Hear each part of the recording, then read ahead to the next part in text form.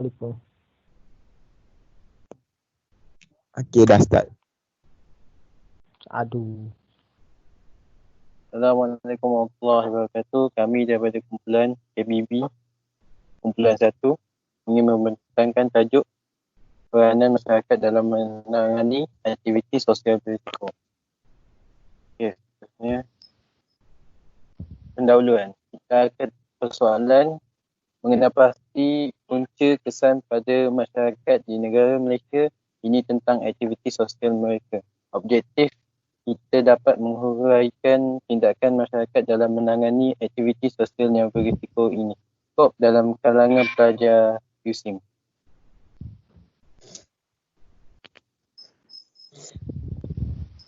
Konsep sosiologi.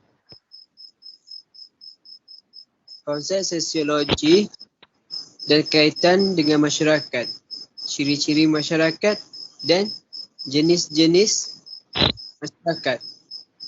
Tarifan budaya dan jenis-jenis budaya, proses sosialisasi dan enkulturasi melalui pendidikan, konsep satu Malaysia dan multikulturalisme.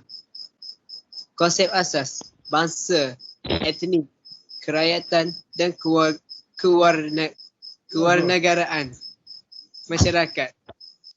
Konsep umum, budaya, sosialisasi, enkulturasi.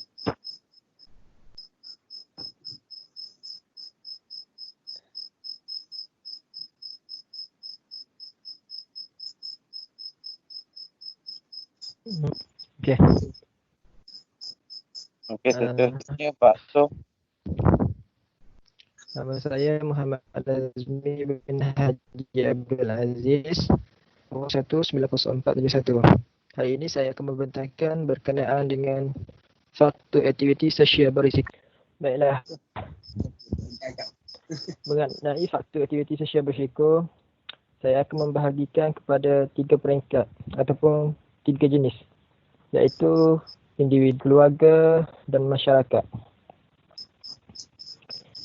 Yang pertama, individu.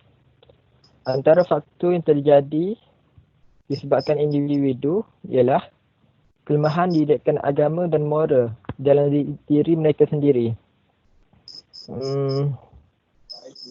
Kerana kebanyakan remaja yang terlibat dalam gejala sosial tidak mempunyai didikan agama dan moral yang mendalam. Mereka tidak takut pada dosa atau pembalasan Tuhan di atas perbuatan mereka. Remaja terbabit juga biasanya tidak sembahyang dan mengingkari perintah agama yang lain. Mereka berpendapat bahawa kehidupan masa remaja perlu diisi dengan hiburan dan keseronokan semata-mata. Yang kedua, terikut dengan sikap negatif rakan sebaya. Pengaruh rakan sebaya juga antara sebab ataupun perkara yang boleh mendorong remaja terlibat dalam gejala sosial.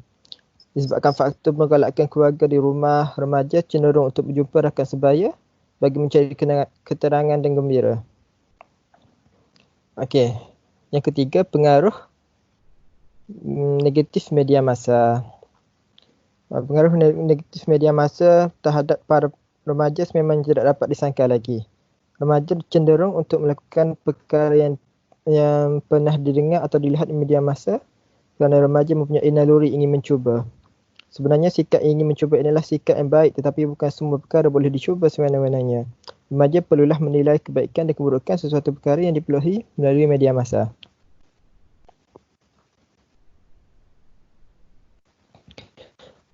Okey. Jadi yang kedua, ibu bapa juga boleh menyebabkan remaja terjumus dengan gejala sosial. Terdapat ibu bapa yang tidak mengambil berat tentang kebaikan dan kasih sayang terhadap anak-anak. Anak-anak amat memerlukan kasih sayang daripada ibu bapa. Ada segelintir ibu bapa begitu sibuk dengan kejayaan bagi menambah pendapatan sehingga anak-anak terabai. Yang kedua, tekanan daripada sifat ibu bapa. Gejala sosial meningkat kerana banyak tekanan yang dihadapi oleh remaja pada masa ini. Tekanan tersebut berupa harapan ibu bapa yang tinggi kepada mereka, yakni kepada anak-anak, untuk mencapai keputusan yang cemerlang dalam perasaan. Dan yang ketiga, antara faktornya ialah keluarga yang tidak mementingkan pendidikan agama dan akhlak. Untuk keluarga yang tidak mempedulikan pendidikan agama, maka jelas-jelas kita dapat lihat yang mana kebanyakan daripada anak-anak mereka banyak terdedah dengan gejala sosial yang berlebihan. Yang ketiga iaitu faktor yang disebabkan oleh masyarakat, iaitu tingkat individualistik masyarakat. Sikap masyarakat tentang permasalahan remaja juga menjadi faktor penyebab. Yang kedua, masyarakat yang kurang melakukan aktiviti kemasyarakatan kerana masyarakat ini tidak mengisi masa lapangan para remaja seperti bergotong royong dan sebagainya, dan hal ini menyebabkan remaja banyak mengisi masa lapangan mereka dengan perkara negatif.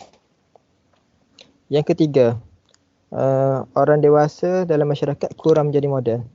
Orang dewasa dalam masyarakat kurang menjadi model teladan untuk adik-adik yang di bawahnya. Lebih teruk lagi kalau mereka ini menjadi model ke arah perkara yang negatif. Ini amat menyayangkan. Dan itu sahaja daripada saya. Itu sahaja yang dapat saya simpulkan antara faktor aktiviti sosial berisiko disebabkan oleh individu, keluarga dan masyarakat. Okey, sekian sahaja daripada saya.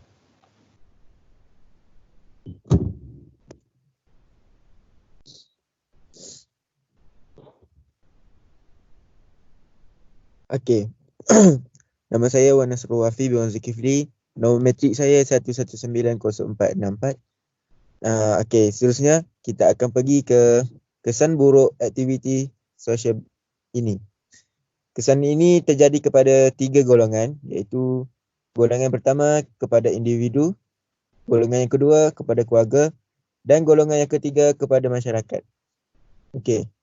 Kepada golongan individu, kesan buruknya akan menyebabkan individu tersebut dipandang serong dan dicemuh oleh masyarakat sekeliling.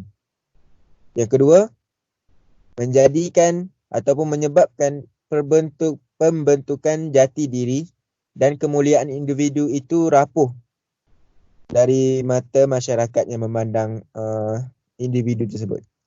Okey, seterusnya kita ke kesan buruk kepada keluarga. Yang pertama, akan menyebabkan institusi kekeluargaan itu berpecahan dan berkemungkinan akan berlakunya perceraian. Dan apabila berlakunya perceraian, akan menyebabkan masa depan anak-anak mereka akan terbiar dan tidak terjaga. Seterusnya akan menyumbang kepada aktiviti sosial lah. Okey. Seterusnya kesan buruk kepada masyarakat, negara, agama dan bangsa itu lihat kepada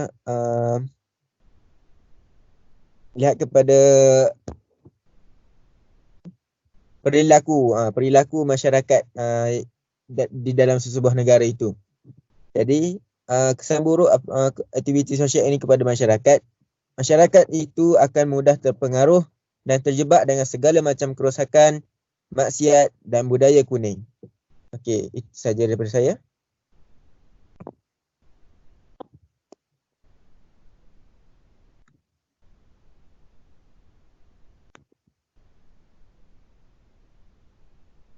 Assalamualaikum warahmatullahi wabarakatuh. Saya Iskandar Zainal Bisauddin. Saya akan menerangkan tentang peranan dalam mencegah aktiviti sosial berisiko. Kita akan tengok daripada segi individu. Individu seseorang itu akan perlu meningkatkan ilmu agama, memilih kawan yang mengajak kita ke arah kebaikan dan mengelak dari melakukan perkara yang merosakkan diri sendiri, yakni kejahatan. Okay, keluarga pula kita perlu memberi perlindungan, perhatian, mendengar dan mengawasi penyediaan tingkah laku remaja dan belia dengan memberi fokus kepada hubungan interaksi dan komunikasi mengenal moden tingkah laku seksual positif, pengaturan dan kepercayaan berkaitan tingkah laku. Okey, kita tengok segi daripada masyarakat pula. Komuniti juga bertanggungjawab untuk melaporkan kejadian jenayah di kawasan mereka sebagaimana yang termaktub di bawah Seksyen 13 Golongan 1 Kanun Prosedur Jenayah KPJ.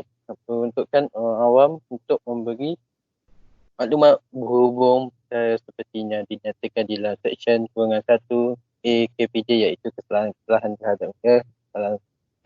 terhadap ketentaman awam, kesalahan mengenai tubuh badan, melarikan orang, Ogos, kembang makan, buatan dan lain-lain tu, kerana ia adalah salah satu punca daripada aktiviti sosial berisiko.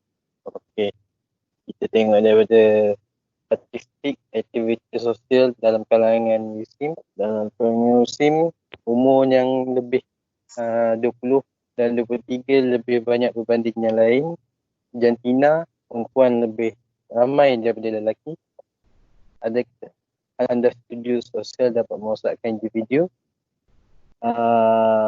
Ramai menjawab setuju, manakala sangat setuju di tempat kedua. Okey, berapa lama anda bermain telefon dalam masa sehari? Okay, kita tengok lebih daripada 5 jam. Lebih banyak berbanding yang lain. Okey, kita akan tengok adakah anda setuju aplikasi sosial yang ada patut dihadkan membuka dalam masa sehari. Ramai pilih setuju berbanding yang lain. Okay. Adakah anda setuju sosial dapat mengaitkan silaturahim?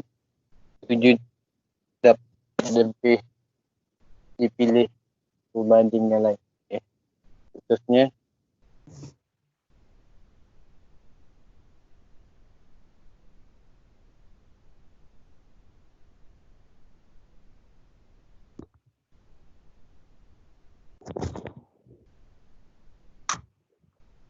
Okey.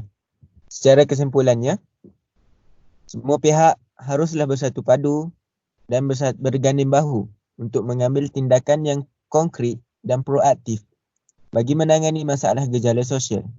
Punca ini harus ditangani kerana gejala sosial ini seperti kanser yang boleh memudaratkan kesejahteraan masyarakat dan negara.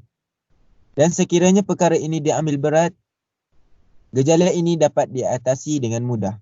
Jelaslah bahawasanya peranan dan tanggungjawab daripada semua pihak sangatlah penting bagi mengurangkan berlakunya gejala sosial ini. Sekian sahaja daripada kami. Assalamualaikum warahmatullahi wabarakatuh.